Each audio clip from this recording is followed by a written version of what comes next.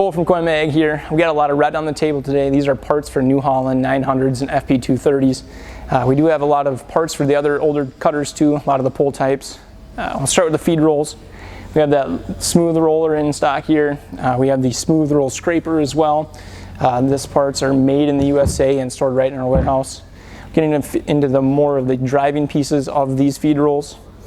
We do have the aggressive upper rear feed roller here, and then the lower front one as well.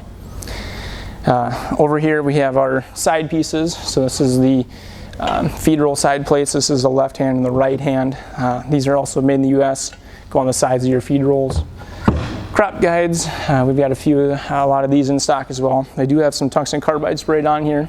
They go in between the feed rolls and the cutter drum, kind of protect the frames of the cutter.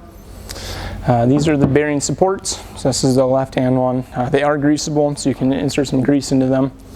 We have the left hand and the right hand down here. We also have a bunch of the miscellaneous parts on here. So we have the friction discs in here for the blower and a few of the other parts and places on the cutter. We also have the length of cut gearbox sprocket, so if you ever need to replace that, we've got these in stock. Keep checking our catalog and our website. We're getting more and more parts in all the time. Lastly, we have the blower liner and then the blower band. A lot of guys will replace the blower liner because it saves from the more expensive piece of the blower band.